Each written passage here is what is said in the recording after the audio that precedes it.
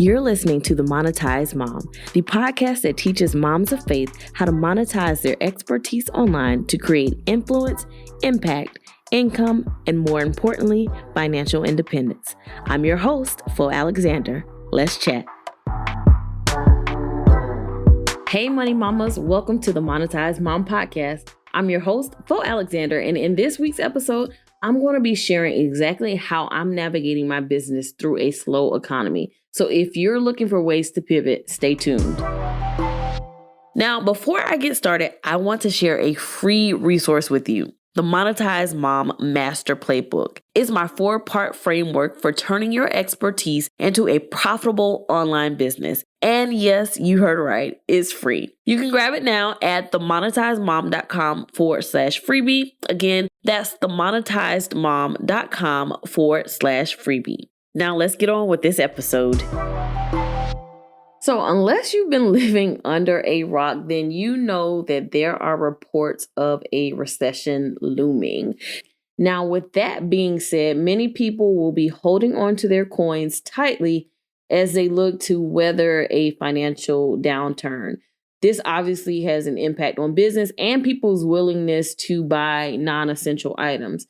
And if you are in a B2B business or a business-to-business business model, like advertisement or something where your income is generated from another business, you may also see a decline in their spending, your customer spending, or the other businesses spending, which would obviously impact your business and your income. So what am I doing right now?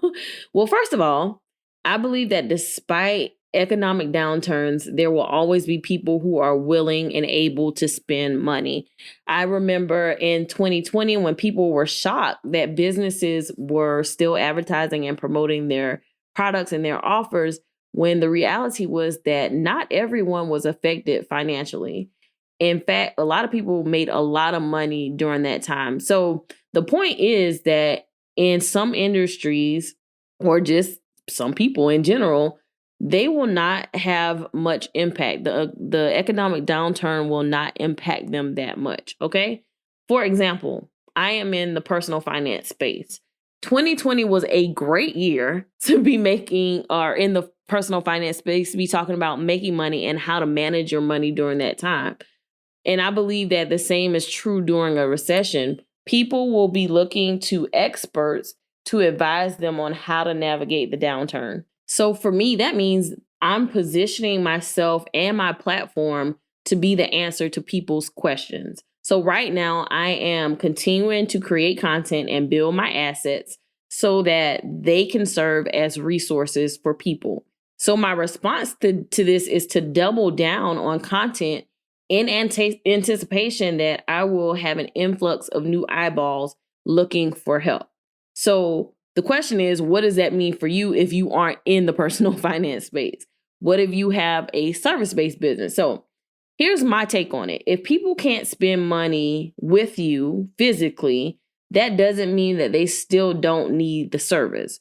So if I were in that position, if I were offering a service, I would start creating content teaching people how to DIY the things that you do. So for instance, if you are a hairstylist, then perhaps you would start creating content on how to moisturize your hair from home, how to do a 2-strand twist, whatever the case is. Like, we know that the end product probably won't be as good as you, but if people aren't spending money and they still need that service, or they still want that service, you can still provide them the information that they need to be able to do it themselves.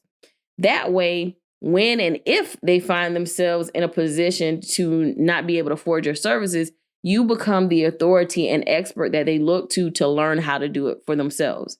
Now, obviously, the big question here is, how do you make money from that? So here's my advice for that. You could add affiliate links to the products that you recommend. So say you're showing someone how to do their nails at home. Then you could add an affiliate link to a product on Amazon. So maybe some acrylics, maybe some powder, maybe some brushes, maybe some nail polish. You can add affiliate links to the products that you're showing them how to use so that when they click on it, you earn a commission from that. You can also sell an ebook or perhaps a course on how to do it. So you make money in a different way in this case, where you're making money from the education side of it versus actually serving them. And then the fact of the matter is you should be doing this anyway. You shouldn't wait till now to be doing this. This is something that you should be doing anyway as an expert in your industry. So my advice would be to start creating content that establishes you as the go-to source in your industry for your customers. Educate them. And when the tides change again, then you'll be top of mind. Like, this person helped me when I couldn't afford to get XYZ. This is the person that I trust. This is the person that I'm going to go to. Now, again, this is just my thought on how I would navigate the situation as a service provider. As obviously a business owner myself, like I said, I am doubling down on content creation so that I can be that go-to source for people who are looking for answers to the questions and the problems that they're having. But the other thing I want to share is I'm not going to stop selling my offers. I'm not going to stop selling products or any of that stuff. I'm not lowering prices. I'm not doing any of that. I'm still going to push forward with the mindset that, you know, I have favor in these situations, that I will still be successful, and that there are always going to be people who are willing to invest in what I have to offer. So don't get it twisted. I'm still going to continue doing that, but I'm also going to double down and maybe even do more of the content creation so that I am establishing myself as the go-to source. And by doing that, especially in the financial industry, the more eyeballs that I get on my content, as you guys know, I monetize my content, the more money I'll be able to still make in a situation where we feel like it's going to be an economic downturn. So that's just my take on the situation. Now, I actually posed this question to my own business coach, and this is what the response was.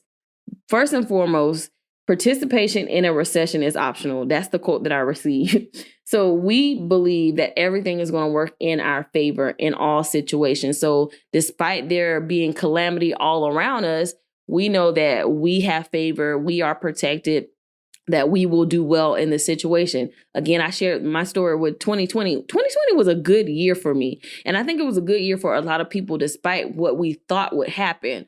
So it's the same mindset that although everything around us may be falling apart, we still have the favor of God on our business and can still be successful in that kind of economic situation.